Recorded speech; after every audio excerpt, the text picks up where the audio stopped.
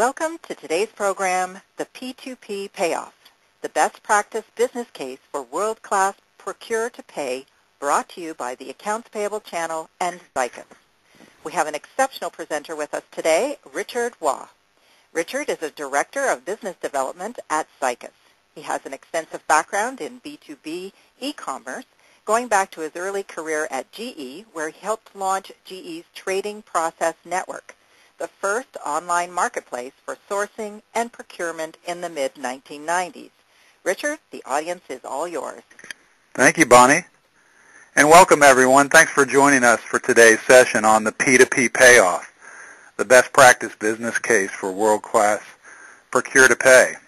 And what we want to do is share with you today a number of innovative technologies, techniques, tips, and tools for achieving true world-class Procure-to-Pay that results in that payoff that we're all looking for in the form of a very tangible return on investment. And when the subject of Procure-to-Pay comes around, you know, a lot of people sort of think, well, this isn't really anything new. E-procurement, anyway, has been around since the late 1990s, when the first commercial off-the-shelf applications for e-procurement were introduced. And that's first generation of e-procurement or P2P. And the reason that there's still a payoff out there to be had is that there were significant gaps in those first generation solutions. And we're really going to talk about how the next generation can fill those gaps and really help optimize and maximize the payoff, which is substantial, from Procure-to-Pay. So in looking back at the first generation, the significant gaps really center around compliance, usability, and of course return on investment. Compliance can really be broken down into two phases, spend compliance first and then process compliance. From a spend compliance standpoint, the early solutions really only address standard commodity products that could fit into an e-catalog format. That is, they can be described with an item number, a description, a unit of measure, a quantity, so very much a standard commodity product, but that overlooked a significant portion of total spending for indirect materials and services, which introduced this spend compliance gap, the inability to get full spend coverage from a P2P system. In addition to that, there was a process compliance gap because those solutions only address standard catalogable items.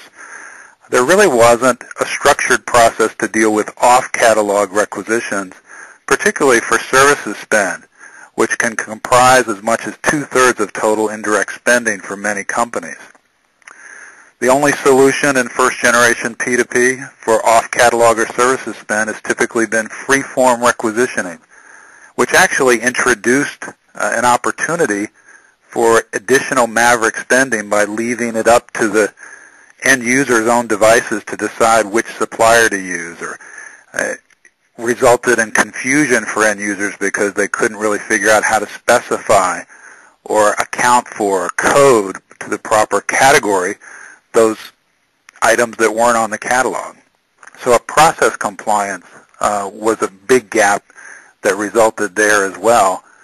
And ultimately, the end result was what we call the 50% solution. So really only being able to address, from most respects, about half of total spending and overlooking a significant portion of the processes around requisitioning for non-catalog or non-standard items.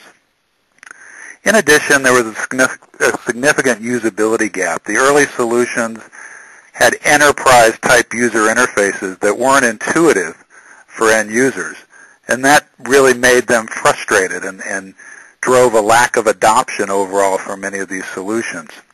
Meanwhile, much of the user base in the business-to-business world had become increasingly and extremely comfortable shopping on consumer websites such as Amazon.com, and have come to expect that same type of usability in a business-to-business environment. So lacking that usability, being frustrated, many organizations experienced, again, sort of a plateauing of their user adoption. About 50% of the targeted users that they sought to get on board to these solutions. And the end result, of course, was the return on investment that was projected for these very substantial investments really often fell far short because they weren't able to capture full spend. They weren't able to get not only end-user adoption that was targeted, but also get enough suppliers on board to build a critical mass in the P2P system that would really deliver that payoff that we're all talking about. Just to highlight a little bit more where there was this significant blind spot from a compliance standpoint, it really focuses in on the services spend category. So there's a diagram here that shows, it's provided by the Hackett Group with their benchmark data. For a typical organization, how do their indirect materials and services spend break down? And when you look at the categories in blue that are primarily product related, those items, as well as those that are primarily services related, the ones that are services only, corporate and professional services, logistics, marketing and travel, the ones in green, account by themselves for almost half of total indirect spending.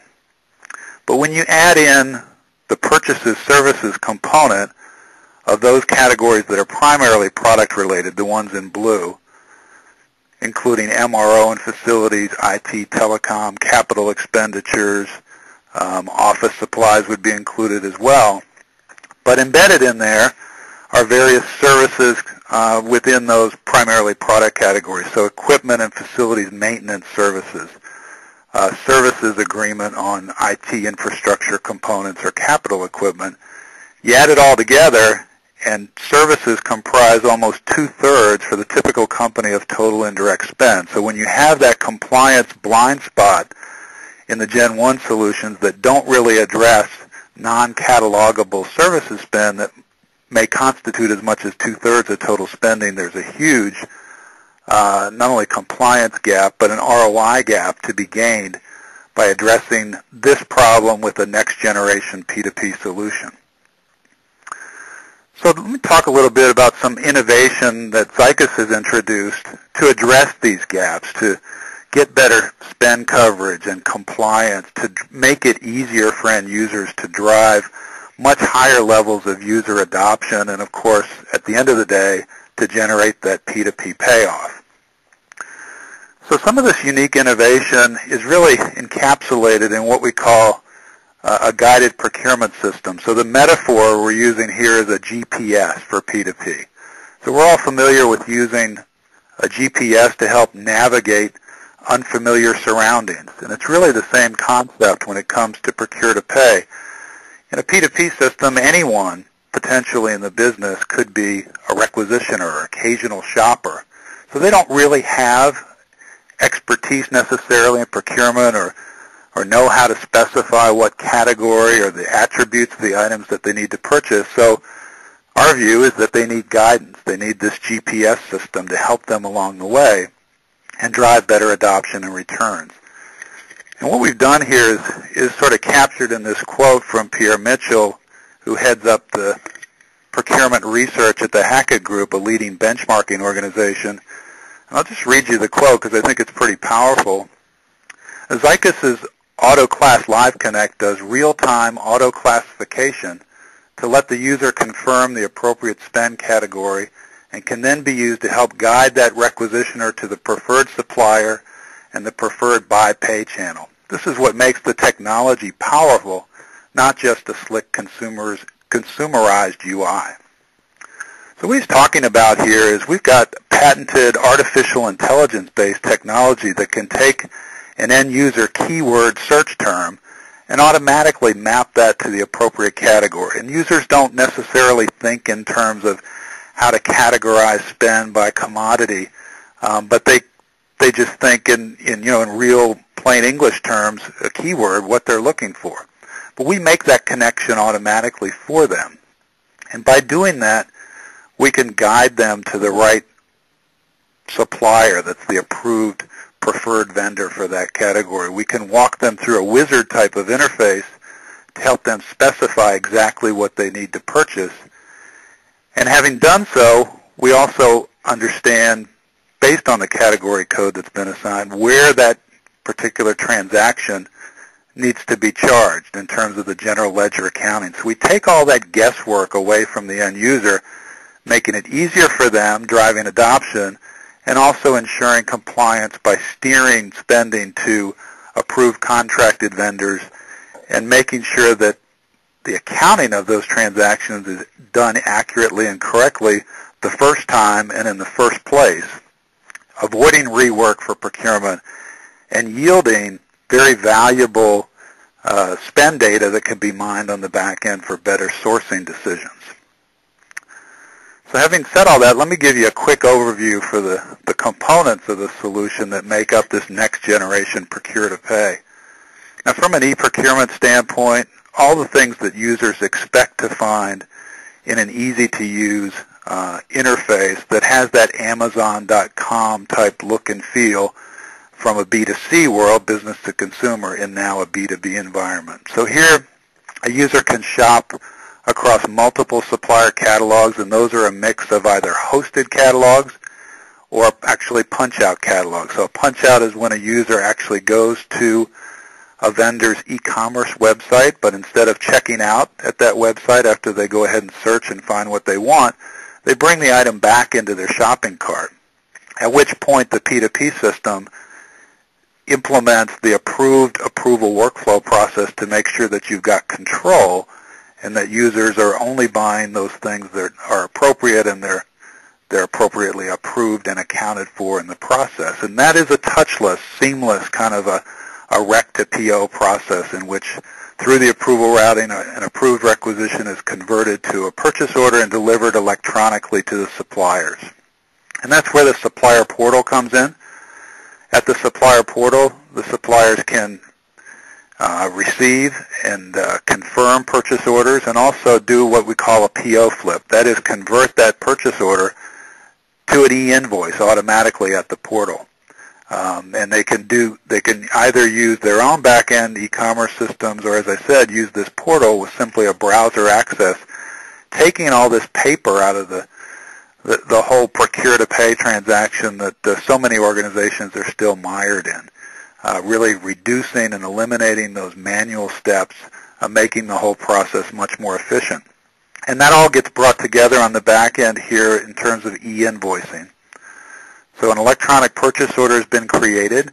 The supplier can actually send an advance ship notice to let the receiving organization know when the goods will be delivered. Once delivered, the user creates a receiving report, a goods receipt, electronically in the system, and the supplier creates that PO flip invoice. So we've got all the components required to perform either a three-way or a two-way matching of those invoices. And in this process, the system will apply end-user configurable business rules to complete actually an auto-matching, set up various tolerances, for instance, within which orders would flow through untouched, and then kick out any exceptions that need to be managed. And in the process, enable the accounts payable organization to get much better visibility to opportunities such as dynamic discounts, early payment or prompt payment discounts, and really maximize those savings throughout the process. So this is all brought together through this unique innovation of the patented artificial intelligence-based classification engine technology. That's what provides the guided procurement that we talked about. And some of the key features that you'll see as we go through here are the ease of use. So Web 2.0 type user interface that features drag and drop functionality. Again, the type of features that users have come to expect in the consumer shopping model. The guided buying that drives them right to the appropriate category and suppliers. And key benefits also include the rapid adoption, getting suppliers onboarded much more quickly to generate the returns on investment more rapidly as well. I should also mention that this is a SaaS solution, so software as a service. So because it's hosted, it doesn't require internal IT infrastructure or significant resources to get up and running, and therefore typical implementation cycles are about 8 weeks. to get to a go live with a procure-to-pay solution such as this. Look at what the 2B process design model looks like, because P2P doesn't happen in a vacuum. It's integrated with the ERP system as the system of record, and there are various touch points across this process. Up front, master data from the ERP system is loaded into the P2P system. Supplier master, item master, those kinds of records that exist in the ERP world are automatically loaded into the e-procurement system. From there, the e-procurement system handles the entire workflow of enabling and publishing catalogs, end users being able to come in and shop those catalogs and create an electronic shopping cart that then is turned into a requisition and routed through their internal approval chain. And then throughout this process, updating and informing the ERP system as the system of record for most organizations as POs are issued, as invoices are received, to keep that data replication and keep the ERP up to date, as I said, as the system of record. But for all intents and purposes, this entire end-to-end process flow is managed through the P2P system, including the 2- or 3-way match that happens in the accounts payable world, and releasing an OK-to-pay file to the ERP system to actually complete the remittance advice to the end user. So that's really how the Procure-to-Pay system interfaces to and integrates to existing ERP systems.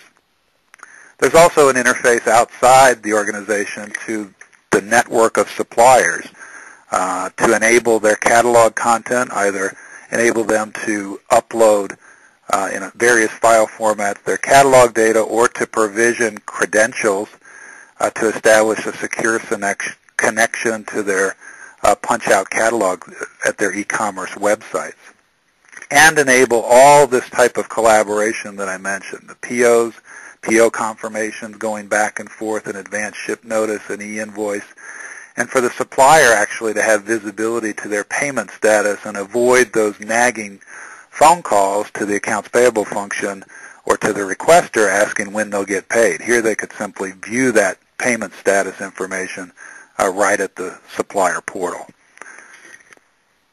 So what I want to do is actually walk through then sort of a simulated demonstration to give everyone a sense of what the user experience is like, how this process gets streamlined, how you can guide users through the guided procurement to a much easier, simpler, and satisfying experience that will bring them back and drive the type of adoption that everyone is seeking. So the starting point would be a landing page or a home page such as this, which would first of all have the branding and color scheme and look and feel of the particular buying organization to make that site more familiar and more welcoming to end users. And once they arrive here, they have a variety of ways to search and find exactly what they need and complete their shopping experience very quickly and get on, quite frankly, with their day jobs and what they're supposed to be doing. And here you've got a number of ways then to search. There's a category structure here, sort of a category tree down the left-hand side, much the same way you'd browse categories at the Amazon site, as well as a keyword search at any point that the user can invoke, and the guided procurement if they need additional help to find what they need. You can also see that they could configure as many punch-out catalog connections as they want to access as well. So let me take you through kind of a typical shopping experience for an end user.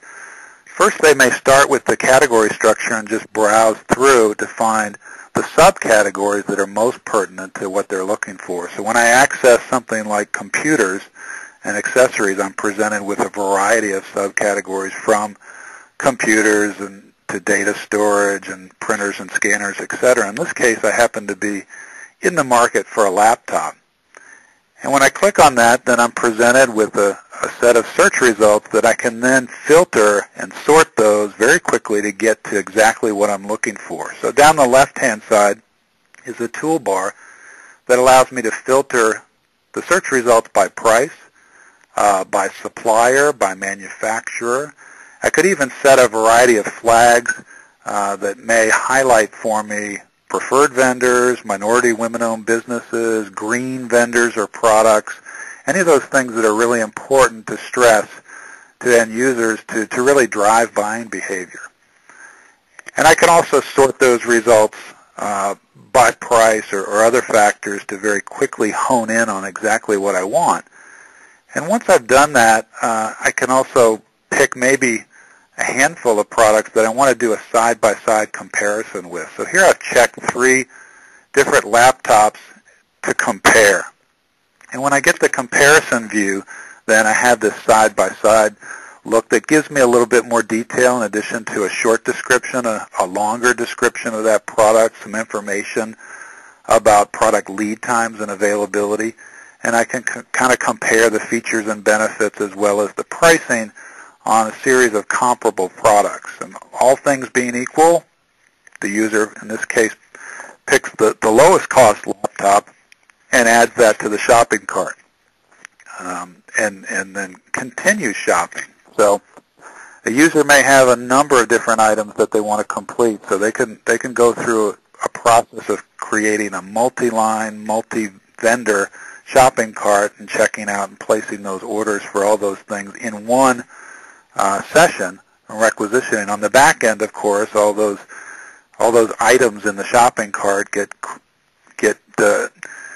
parsed out to deliver separate purchase orders to each vendor included in the shopping cart. So that was a typical catalog shopping experience. But as I mentioned, the big compliance gap comes in addressing off-catalog requisitions. And let's take a common services category such as cleaning and janitorial services. When a user needs to requisition something like that, the keyword that they start to type in, and this is a Web 2.0 sort of a type-ahead feature. I started to type in janitorial, and I'm presented with the appropriate categories for that. So I don't have to think about where it fits. I see cleaning and janitorial services. That is a standard UNSPSC category. And I'll select that, and then the guided procurement will really take over and walk me through what I need to do to complete the transaction. So here, instead of being presented with a completely blank free-form requisition, since this is a non-catalogable item, a service, the system will invoke, based on the category that's been assigned, an appropriate e-form that's been pre-configured to help the user with a wizard type of an interface to specify exactly what kinds of attributes need to be specified in order to requisition an item or a service such as cleaning and janitorial services. So I've got an item name, I've got a description, I'm prompted for a quantity and a price, but also a number of details about the requirement itself. So will this be a commercial or office location as opposed to an industrial warehouse, retail location, medical facility, etc.? And I'm also prompted to specify which office location, in addition to a number of other key attributes that are going to help us in completing this requisition and ultimately order for this particular service. So do I know the approximate square footage? Are there add-on services such as lighting or landscaping to be included? What's the frequency? All those attributes are preloaded and pre-configured in our version of an electronic form. We call it a G form as a guided form because of the guided procurement. There are, by the way, over 500 of these that are pre-configured and available out of the box for end users to really simplify that whole process. And by the way, when they get to the end of this form, they're presented with the suggested or preferred vendors for this particular category. So again, driving contract compliance even when it's not a catalog item by directing the end user for this particular service only to the approved vendors, select that vendor, and check out. So at the checkout page, the goal here is to default as much of this information, really all of it, for an end user to really simplify in kind of a one-step or two-click kind of checkout process that'll get them on their way much faster. So when they come here and review the items in their cart, they can also review what's been defaulted based on their user profile is the ship to and bill to location. The cost booking and accounting has already been assigned to them. So it's all defaulted. So in most cases, they can just click I'm done and check out. Should also be noted that any of these are editable as well. So if they have a change to the delivery instructions or to the accounting instructions, those can be edited. They can also be edited at the line item level, not just the total cart, because remember, this cart might contain multiple line items from multiple vendors. So they could even go in and actually split the accounting of a single line item if they want to charge cost to more than one cost center department, for example. So a lot of flexibility, but in most cases, a user won't have to think about those things because it will be automatically defaulted for them. The other thing that's nice here is the user getting some visibility in advance to where their requisition is going to go as it goes through this workflow process. So one of the common complaints that's come up in the past from users of first-generation products is I submit this requisition and it goes into this black hole. I really don't have any visibility to where it is. So right at the outset, I know in advance what the predetermined approval workflow will be that's pertinent to the particular category or based on a spend dollar threshold that's been assigned for the workflow. Where does my requisition have to travel in order to gain approval? By the way, as this requisition progresses through the various stages, the user has full visibility and notification. So they'll get email notifications to let them know as it progresses through the process. And of course, when they log into the system, they can always review the status of their requisition as it goes through the approval stages. So that just gives you a sense of kind of what the user experience is like, how the process is simplified, how you can gain full spend coverage for both catalog and non-cataloged items to get that P2P payoff. Of course, there's a lot of planning that goes into the whole process of designing and implementing a world-class P2P solution. And one of the things we've developed here is sort of a methodology, a how-to guide of best practices called the P2P Playbook, the components of which I'll walk you through briefly in this session, but it really starts with an understanding of benchmarking, understanding where your current organizational performance is from a procure-to-pay standpoint, and identifying appropriate targets for improvement that's going to inform the business case. The business case itself analyzes both hard dollar cost savings to be gained as well as process efficiencies that may be more intangible or soft cost benefits, but looks at all the range of potential returns and benefits to really capture and optimize that P2P payoff, the return on investment. The other thing is to focus on user adoption and not just end users within the organization, but also suppliers. So getting a critical mass of suppliers on board and enabled from an e-commerce standpoint is going to be key to getting the full benefits of Procure-to-Pay. And an approach to look at the process design up front, to design for a compliant process and system, to really understand what are the appropriate category approvals and workflows to be implemented and do that in a quick and easy fashion to make sure that you've captured all the spend and have that ease of use, but balanced by the compliant process control that you need in place. And of course, prioritizing the plan, developing an implementation strategy that takes a phased approach to achieving full user adoption and full supplier onboarding and ultimately full return on investment. And finally, visualizing the future state, not looking at procure-to-pay automation as an island of automation, but procure-to-pay within the context of the full source-to-pay continuum. So procurement and sourcing together, both strategic and operational procurement, in one closed-loop kind of process and system where data and information is visible to users throughout the entire continuum.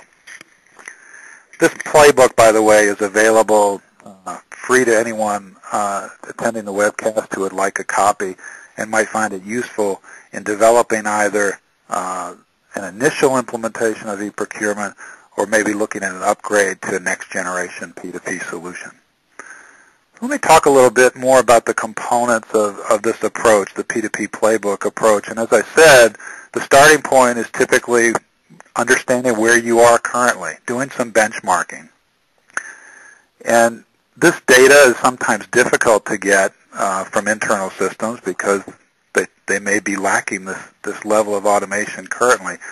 But one of the good sources of information is also external industry benchmark data. So this has been compiled from a number of studies performed by the Aberdeen Group, one of the leading benchmarking organizations and analyst firms out there looking at this particular space. And they tend to segment performance into three categories, sort of grading on the bell curve, if you will, where the best-in-class performance are maybe the top 20% of the market, whereas the vast industry average may make up 50 or 60% of the market, and then the dreaded laggards are trailing the overall market. So if we look at this performance across a number of dimensions, first being compliance spend. What percentage of the buying organization's POs actually comply with existing contract pricing and terms? You can see, whereas best-in-class organizations are driving very high levels of compliance spend at about 86%, there's a huge gap between their performance and those trailing the overall market, the laggards, at 36%. So the potential improvement from an underperformer to a best-in-class performer is to bring 50% more total indirect spend on contract. Now, the payoff from that is, on average, for every dollar of non-compliant or maverick spend, whatever we want to call it, off contract, for every dollar that's brought on contract, the average savings that are recaptured would be 12%. So that's going to be an important number when we look at calculating the business case for this, particularly from a hard dollar contract compliance savings standpoint. There are also the process factors to be included here and process efficiencies to be gained. So requisitioning to order cycles, getting from that initial expression of need or requisition from an end user to a PO that gets delivered to the supplier, the best-in-class performers are completing that entire transaction process with a high degree of automation in less than a day, whereas those utilizing more manual approaches take 7-8 days, so a week or more of elapsed time to actually process an order, and then there's still the delivery cycle on the back end of that. So those longer cycles are what frustrate end users and actually drive them to go around the system and do their own thing and execute a maverick buy. So the potential cycle time improvement from the worst performers to the best is 85% faster cycle time. In terms of the cost, there's a 23% savings to be gained from that process efficiency in terms of the actual transactional cost, the time people have to spend from an applied standpoint, particularly in procurement and accounts payable, to process these transactions. Speaking of accounts payable, the invoice process cycles, this gap is even more pronounced. There's less automation that's been introduced in general in this phase, and there's much greater opportunity for savings. So when we look at invoice process cycle times, the best performers are just below 4 days, whereas about 3 weeks end-to-end in terms of elapsed cycle time for the trailing performers. So there's potential to speed that process up by 82%, and not only that, but the best-in-class performers are twice as likely to take advantage of early and prompt payment discounts, which translates into real hard dollar savings for the organization. So significant benefit here, as well as almost a 90% improvement in invoice process transaction costs. Again, the time that's spent, particularly in accounts payable, in this case, to review and approve invoices and manage exceptions and perform a lot of rework because the process wasn't managed correctly on the front end. It wasn't coded properly. The price on the PO doesn't agree with the invoice because something's out of date. So all of that can be simplified, generating a significant benefit. And the bottom line here is that the average across the industry, better than a third of all requisitions are off catalog. And that's where much of the inaccuracy and non-compliance gets introduced. So there's clearly a significant opportunity to address those requisitions and bring compliance around that process as well.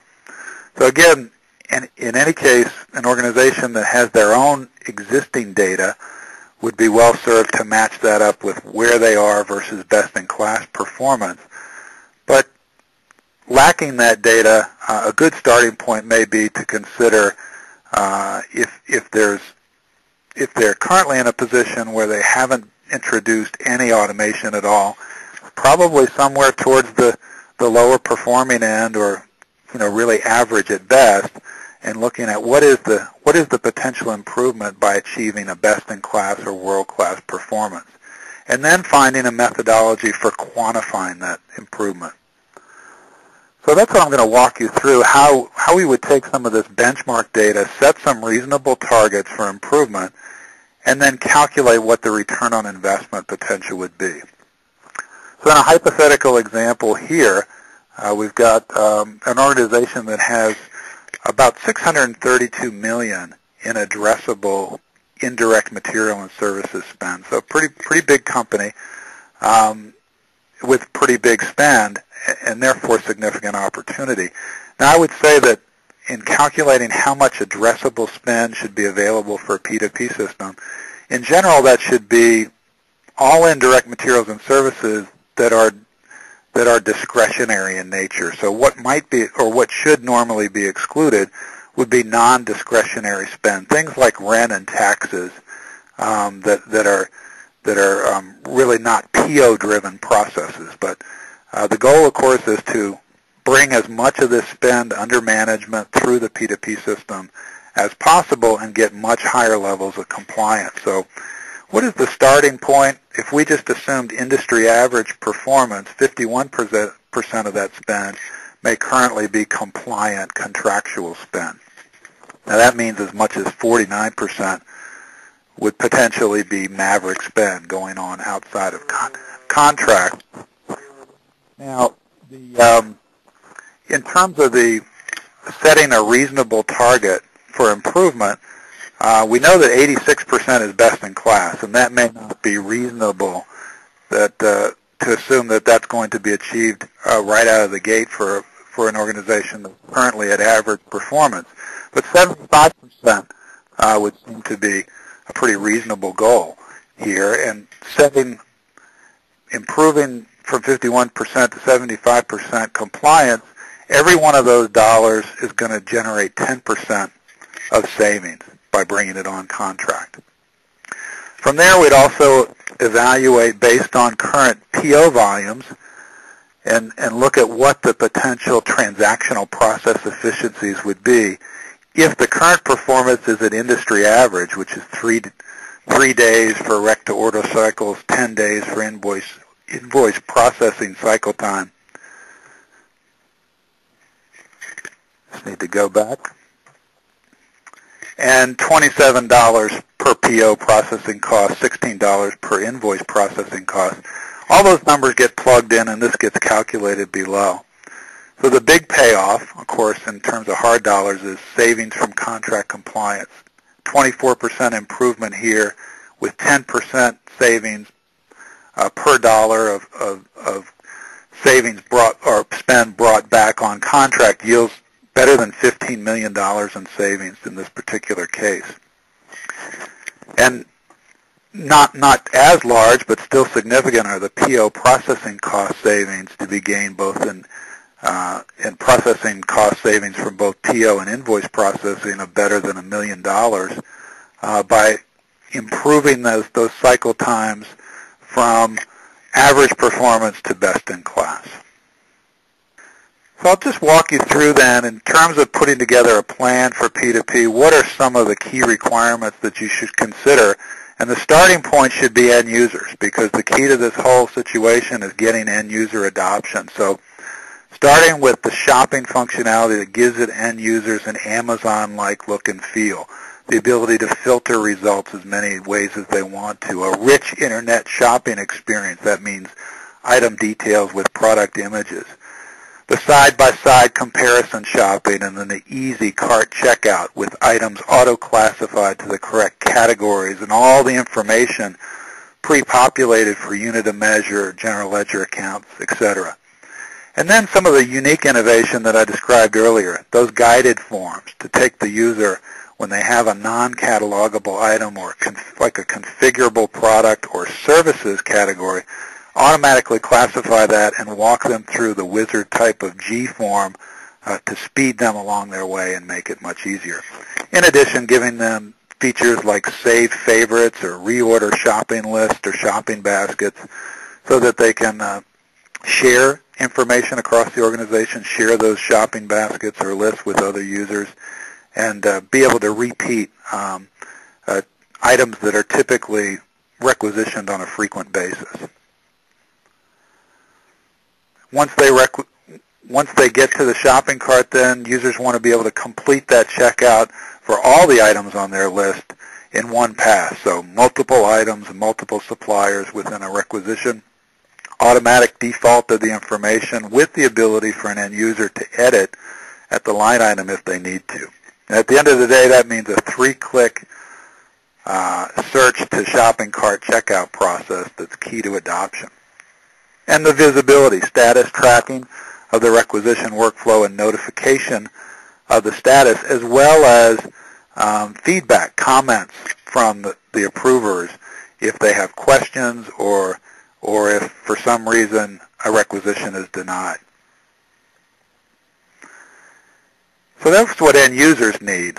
What does the system administrator need, the folks within the buying organization or the AP organization that need to administer their P2P system? Well, they need ease of use too. So drag and drop configuration of the approval workflow process as depicted here.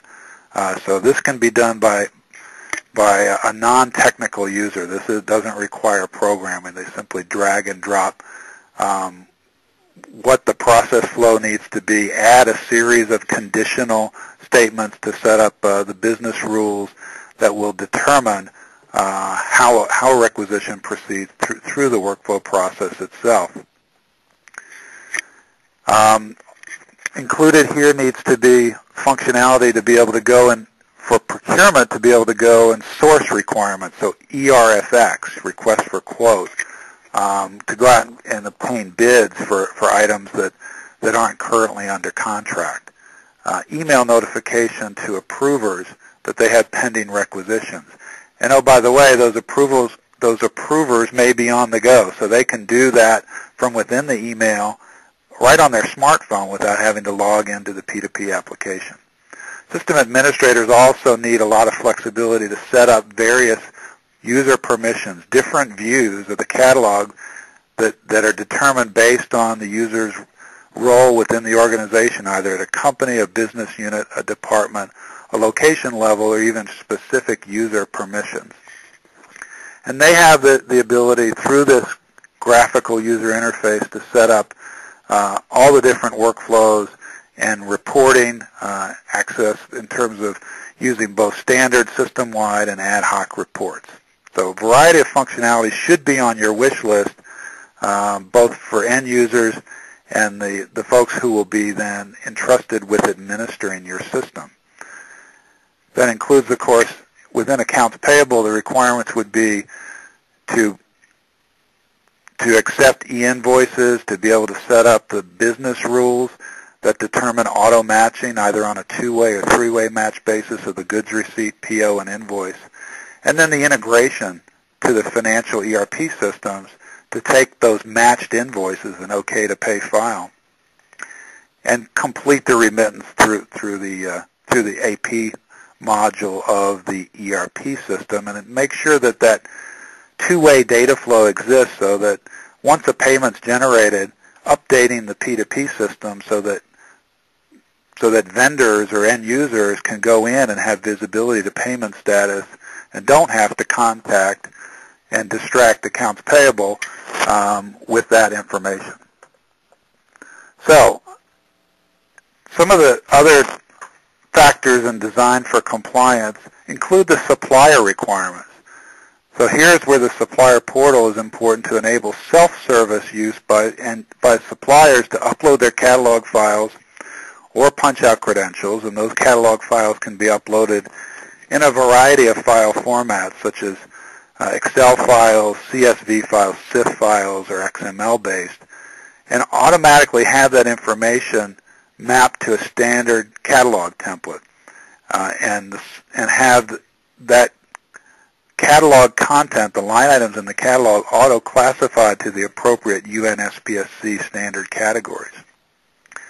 Also enabling suppliers to interact with and interface to the P2P system at their highest level of technical capability. So that means for more sophisticated suppliers with back-end e-commerce systems, delivering a fully electronic CXML purchase order directly to them and their order entry system. So a completely touchless machine-to-machine process is enabled, as well as for more of the mid-tier and smaller suppliers, provisioning this portal interface where they can simply log in through a browser to confirm the PO and create the PO flip, that being the advanced ship notice or the actual e-invoice back to the buying organization. Important to note here that the system should not only be easy for suppliers to use, but shouldn't present any barriers to entry from an investment standpoint. So here there are no participation or transaction fees applied to suppliers, which certainly helps drive their adoption as they come forward. And look for also supplier onboarding in terms of project management capabilities to help answer those supplier questions, give them assistance and support as they transition to this new world of online e-commerce collaboration with your buying organization. So how do you get started? First of all, kind of taking a look at the overall project plan. This is about an 8-week cycle, so it's not a long, protracted implementation that you might think of when enterprise software comes to mind. That's usually measured in quarters or years. This is weeks and months at the most. They can walk you through the tool setup, a trial run, integration to ERP, the supplier onboarding, catalog management, and training process. All occurs within about 8 weeks. So very, very quickly this can be completed. And some of the key strategies here really identify the highest priority category targets, onboard the suppliers within those categories to make sure that you've got a critical mass of content when users come on to shop, and stage the user ramp, bring on the high volume users earliest as well, and configure your category-specific process flows to get the maximum benefit. Just talk for a second about where to go from here. You've got the P2P system up and running. You've captured more of the total spend coverage, gotten full adoption, hopefully, by your end users and suppliers. But then how does P2P fit in within the rest of the source-to-pay ecosystem or infrastructure? Well, at the front end here of this process, we describe the auto-classification using the Live Connect to take a user's requisition and automatically guide them through the process. Now, there's also supplier management influence here. So there's a separate module called iSupplier that can capture all the information about the supply base and inform the P2P system as to which are the preferred vendors in each particular spending category. Of course, those requisitions will normally go right through an approval and order stage, but in some cases, the request needs to then be sourced.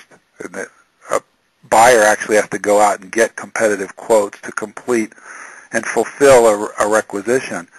So in this case, there's the iSource module in our full source-to-pay suite would be invoked to enable automatically taking a requisition, delivering it to the buyer's desk, and converting it into an e-sourcing event, an RFQ, an RFP, maybe an online auction, to obtain those quotes and award the business to the appropriate supplier. In the process, new vendors may be added, which again completes that information flow loop back through the supplier master and iSupplier, and adding new preferred vendors to the P2P process.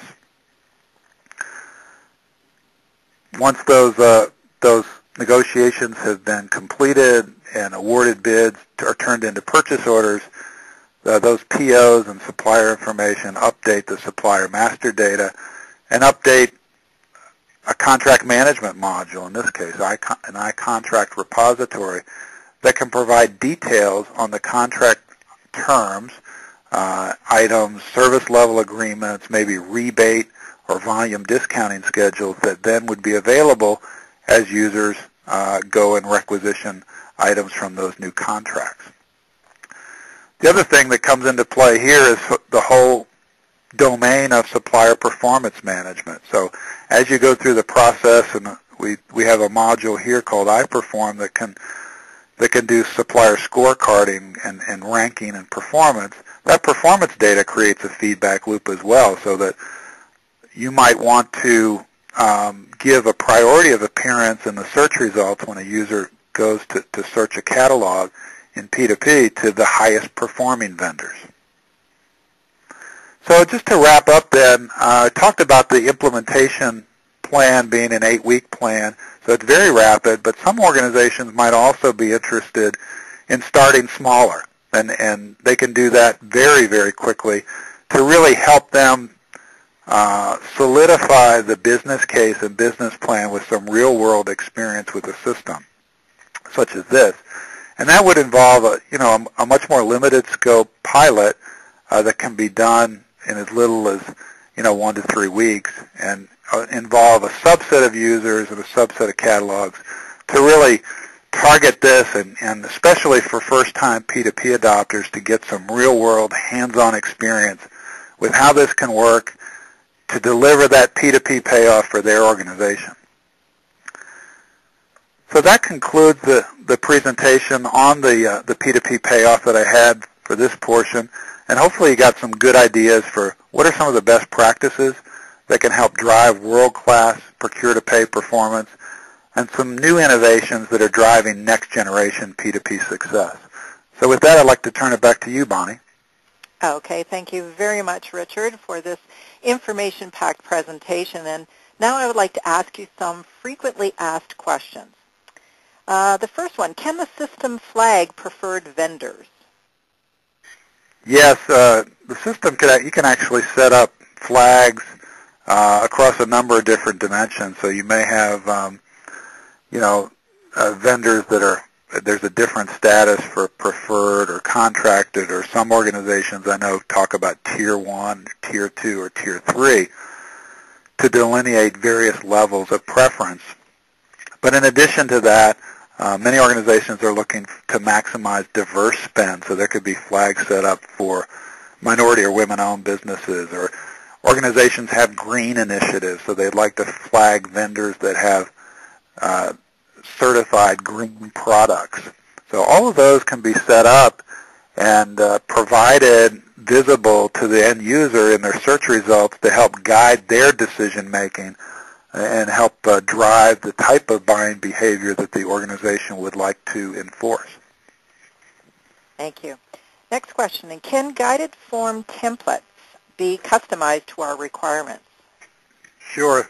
Yeah, I mentioned earlier that there are about 500 of these that we've preloaded and pre-configured out of the box.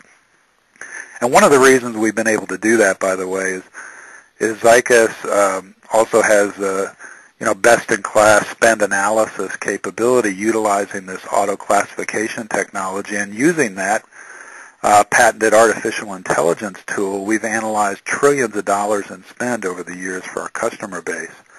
So in the course of doing that, we've actually created quite a robust knowledge base of information at a category level. So we understand in depth what are all the unique attributes and specifications for each of those categories.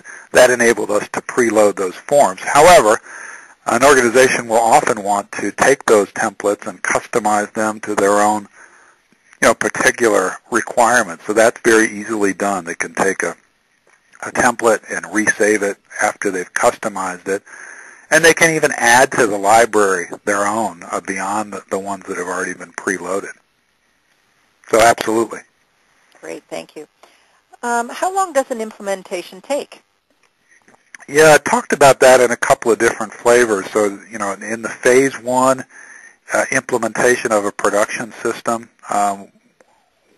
we do that in about 8 weeks to get up and running and go live. And that is typically then a phased implementation approach. So they're beyond those initial 8 weeks, during which the organization will have the system configured with their workflows, have everything fully tested, and we'll have onboarded an initial set of users and suppliers. Beyond that, there's an ongoing process of continually ramping and bringing on additional suppliers and users. But to get from a standing start to go live is just 8 short weeks, so very rapid. And then the other option is to do perhaps an even scaled down version as an initial pilot or trial before doing a live production instance. Okay, you mentioned onboarding. How are suppliers onboarded? What does it take for suppliers to participate, both in terms of effort and cost? Sure. Yeah, we're trying to make this as easy as possible for suppliers because, frankly, without them, you don't get the payoff. Suppliers have to be part of this. It's a two-way street. And in trying to remove the barriers, we try to work with the supplier, whatever their current level of technical sophistication happens to be. So the larger vendors that have a robust e-commerce capability, will allow them to leverage that by, in some cases that means them provisioning credentials to utilize the punch-out catalogs that they maintain at their own e-commerce websites, or to deliver to them an electronic purchase order directly into their order entry systems using a CXML transaction. And for other suppliers, it means just giving them simple portal access with just a browser where they don't have those e-commerce infrastructure systems in place to make it easier for them to also collaborate electronically so that they can be on more or less a level playing field with those bigger companies without having to incur that investment in the e-commerce infrastructure. And no supplier incurs any fees to participate in this P2P model, so there are no fees for them to be listed or to provide their catalog information, or no transactional fees for them to receive orders. No fees of any kind. And they're supported through the process, but by a help desk that we manage. So the whole goal here is to really remove the barriers and streamline the process to make sure you get full supplier participation. Thank you very much, Richard. This concludes our presentation, the P2P Payoff, the best practice business case for world-class Procure-to-Pay, brought to you by the AP channel and Zycus. Today's program is copyrighted 2012 by the Accounts Payable Network, all rights reserved.